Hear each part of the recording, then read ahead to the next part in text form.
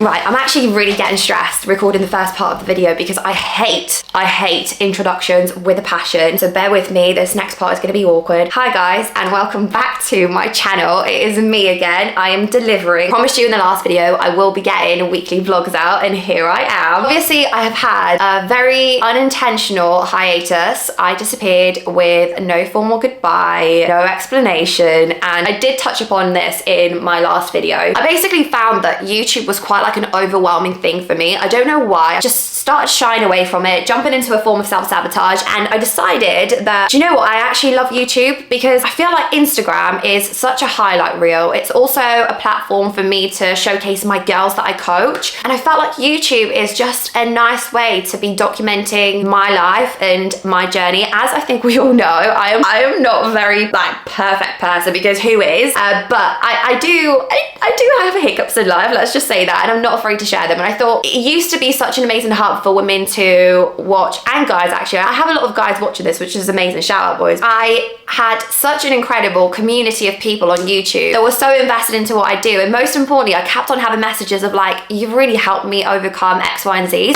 I'm back recording. It's uncomfortable, but I'm doing it. Obviously, the last time I think I spoke to the camera, I did a prep announcement because I was meant to be prepping this year. Shock, horror, here I am. I'm not prepping at the moment. The reason for that is because I actually got quite injured.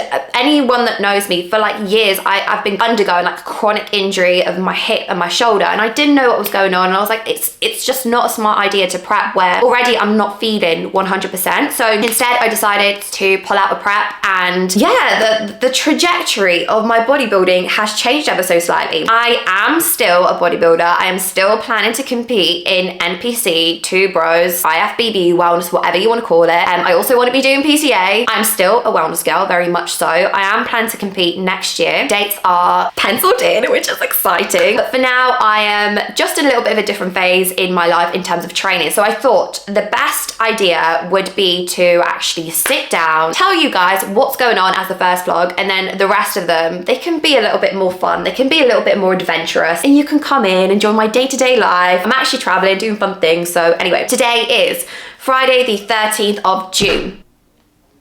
Friday the 13th of June, fucking great. Oh, what's gonna happen today then? I'm not a superstitious person, but at the same time I am. Like, I don't believe in the 3 drain rule, but at the same time I won't walk across 3 drains. So let's just hope nothing happens today. Let's just pray. Let's just take a moment and just It's Friday the 13th of June. It is currently 6:43 in the morning. I have already done my morning routine, as you guys saw. I am up since 4, so I do get quite a lot done by this time. On Fridays, I do have check-ins, so I check in with my prep girls, and they are absolutely smashing it. You would have seen Nora. She is a wellness girly, and she looks phenomenal. I am so proud of her. They do check in with me a couple of times during the week, just because they are first timers, so I like to make sure that they are on track and they are reassured with everything that's going on. And today actually is a training day for me, so I am training upper. I will be doing a talk through video, if I can do it, like a little voiceover of what my current upper session looks like, and then I'm gonna sit down and have a little chit chat with you guys, talking about everything that's happening right now, my macros, my steps, my cardio, and a cheeky little physique update. So I think now would be a really good time to do the whole shebang of please make sure you subscribe. Why am I so awkward? Please make sure you like the video, comment, and subscribe to the channel. It really does mean the world. I am chasing 2K. I would love to have 2,000 subscribers by the end of the year. So she better get grafting. She better put the work in. Anyway, without further ado, Mengi, do you want to go walkies?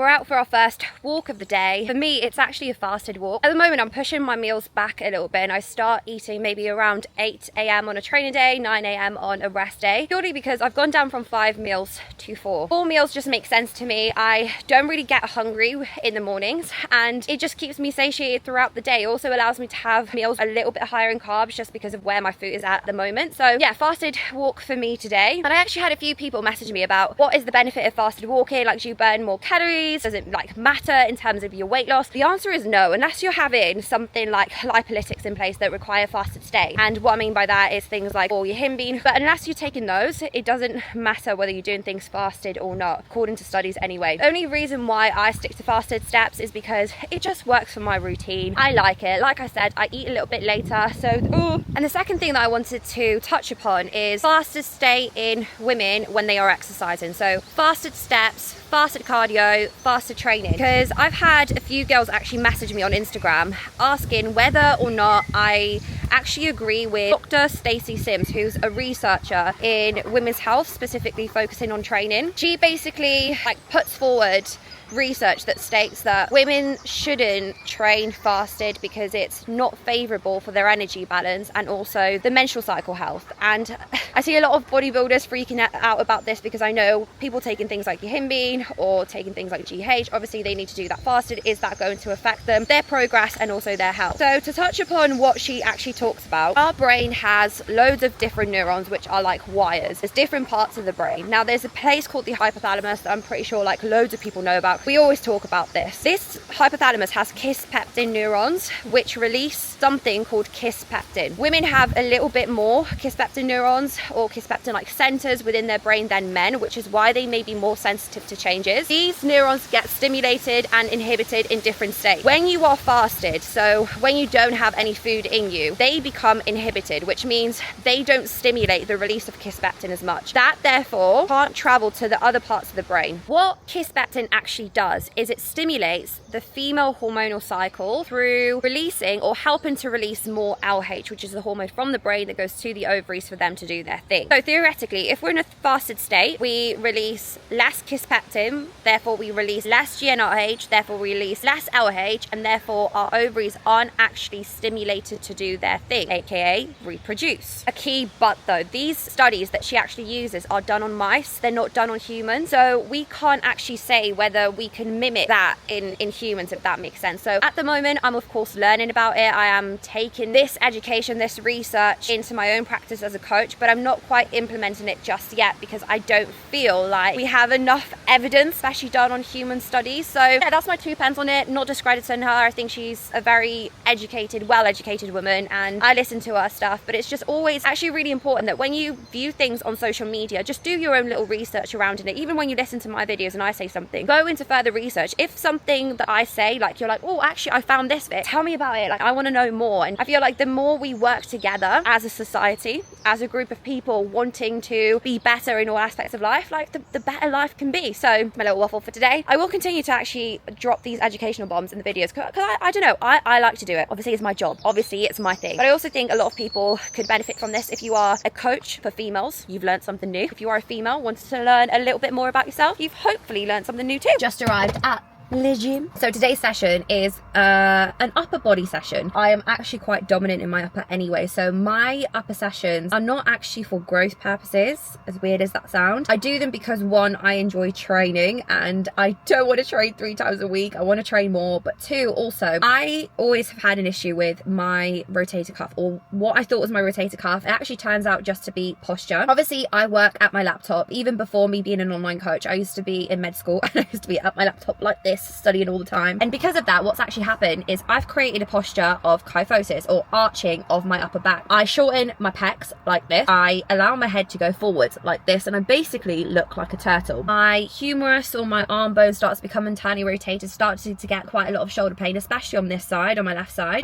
But we worked quite a lot on just like reshifting my focus in terms of my training, and it's gone from like just being super specific with my training to actually just fixing my posture and making sure that I'm pain-free both in and out of the gym. So today's session is literally going to be 5 exercises. It is going to be primarily back focused at the start to try and recruit my lower traps to pull my scapula into position and just try and basically open up my chest. And then I'm going to do my more delt movements. I don't train any chest, don't need any more chest, but if you are struggling from actually hunching over, if you're at like a desk job, if you're revising, if you are constantly like this on your phone all the time and you're doing an upper session, start with back work, and specifically start with back work that recruits recruits the lower traps without engaging your upper traps. You might notice this is really, really hard at the start, but persevere with it, and honestly, you'll start to feel so much better. My connection with my delts is so amazing. Just in general, I feel good day to day. I'm not going to talk in today's session because I do not have the mics. And then after the session, we are going to catch up and talk about what's good, where am I at, how am I training, what am I doing, am I dieting, am I bulking? You'll soon find out. Peace. Hey guys, so welcome to my first ever voiceover. Actually, I've never done a voiceover for training footage, so I'm just hoping and praying that I can actually edit this, and if I can't, I am going to rely on Georgie boy to do it for me. So let's talk about my upper body session, which is primarily focusing on posture correction, as well as developing areas that I do need for wellness, because wellness girls do need an upper body unless you're absolutely jacked or have come from something like bigger and you're already there upper body wise, do need to train it. So the first thing that I do within my session is I go into my mobility, stretching, and creating tension in the areas that are lagging. When we actually think about the posture or the joint positioning, we need to actually realize that there's always going to be counteracting muscles, right? So if we think about our elbow joints, you're going to have the bicep, which flexes the elbow joint, and the tricep, which extends it. The same sort of goes for our shoulder joints and also hip joints as well. So as humans, like I spoke about before, we have a natural tendency to be pulled anteriorly, so upper back rounding, chest being really tight, and we kind of sit there like turtles at our desk or staring at our phone. So the first thing that I do is I make sure I stretch out my upper traps, I stretch out my lats, biceps, my triceps, just the whole upper body, and then create tension in the areas that will pull my posture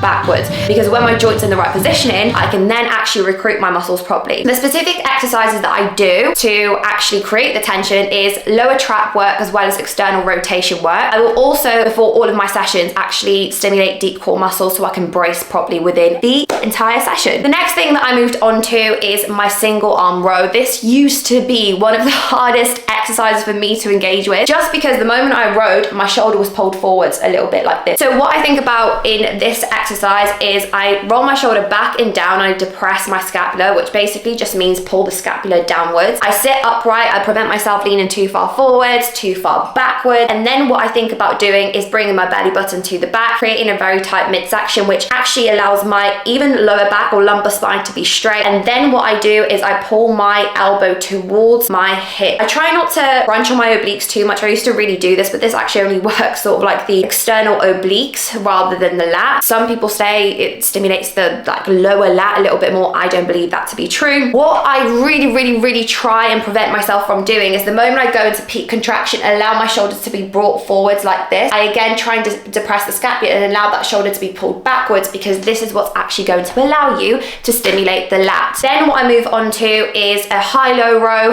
Again, just targeting a little bit of a different part of the lat based off the muscle fibers. Same cues as before, depressing the scapula, allowing my lat to stretch, and bringing my elbow to the lowest part of my hip. Again, not crunching on my side, remaining upright. And one thing that I don't do on these as well is I don't lean back anymore. I used to be like leaning back to stretch the lat more, but actually it doesn't really work. Then I moved on to my lat pullovers. Love this exercise. One of my favorites, to be honest with you. I eventually like get off this exercise and have such bad pump, it makes me want to cry. I started off with using the rope, and I hated it, to be honest with you. I tried to record my second set where I changed it to like a straight bar. Turns out I didn't record it, standing me, so you won't see that set, but it did feel much better just because I was able to basically move my hands at shoulder width rather than causing them to be like drawn forwards as I usually would have with the, what's it called? The cable.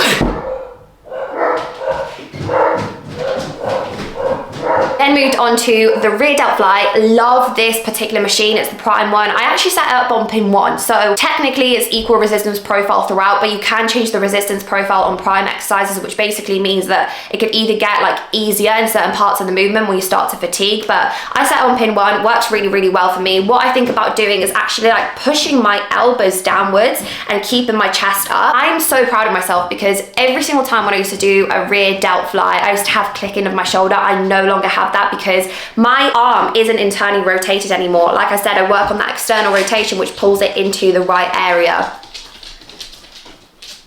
Can you just sit down, please? You're ruining my talk through video, Mengi. Mengi, come in here, darling. Go. I don't even know where I left it off there. And then I just went on to lateral raises. I'm playing around with these at the moment. My favorite lateral raise variation exercise at the moment is a lion cuff lateral raise, which I literally do on the floor. The reason why I didn't do that is because some guy decided to do his whole workout on that particular cable stack on today's session. So instead I just did dumbbell lateral raises, which I don't really get on with.